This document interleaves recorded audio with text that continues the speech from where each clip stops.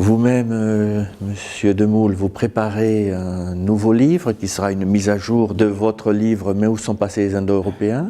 à la lumière des nouvelles découvertes. Je le ferai petit. J'ai été surpris des fois de la violence des polémiques. J'ai même été obligé de demander une médiation sur Wikipédia, parce que ça allait beaucoup plus loin que ce que je supposais. Et deuxièmement, il y a effectivement les développements de la génétique. Donc je veux juste faire, mais ce sera un petit livre, ce sera 100 ou 150 pages, faire le point de la question, répondre aux critiques, voilà. J'aimerais dire un petit mot quand même de votre livre, Jean-Paul Demoule. Vous dites surpris des réactions qui ont eu lieu, mais regardez votre livre. Vous avez, à la dernière page, vous avez le deuxième paragraphe qui dit « Mais les Indo-Européens ont-ils vraiment existé ? Est-ce une vérité scientifique ou, au contraire, un mythe d'origine ?»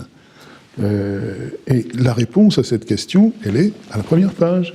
Le mythe d'origine, les Indo-Européens sont un mythe d'origine, donc on est fondé à croire, et même si on lit votre livre en détail comme je l'ai fait, que vous pensez que les Indo-Européens n'ont pas existé en tant que locuteurs d'une langue. Et je pense que vous n'êtes pas persuadé qu'il y a eu une langue ancestrale. Vous avez l'air de conditionner l'existence d'une langue ancestrale à l'existence d'un peuple ancestral. Moi, je dirais plutôt le contraire. Je dis, comme on peut prouver qu'il y a eu une langue ancestrale, et que puisqu'il y a eu une langue ancestrale, il y a une population qui l'a parlé. Chacun est dans son domaine de compétences, mais effectivement... C'est vraiment difficile de prouver l'existence d'un peuple. On ne peut pas prouver l'existence. Par contre, on peut prouver l'existence... On peut prouver l'existence d'une culture matérielle... Mais comme vous dites, il n'y a pas équivalence entre les cultures matérielles et les peuples. Donc vous pouvez prouver l'existence d'une culture matérielle, mais vous ne pouvez pas prouver l'existence d'un peuple. Personne ne le peut. Par contre, les linguistes peuvent prouver l'existence d'une langue, comme vous pouvez prouver l'existence d'une culture matérielle. Et s'il y a une langue, eh bien forcément, il y a une population qui l'a parlé. Je vais revenir sur ce problème de mythe. Effectivement, ça a commencé comme un mythe, c'est clair dans certains écrits du XVIIIe siècle qui disaient qu'on va plutôt descendre de la sagesse des brahmanes que de ces gardiens de chèvres des déserts du côté de Jérusalem. Mais toute science commence sur un mythe à un moment. On va passer du mythe à autre chose. Et je pense que mon livre laisse la question ouverte.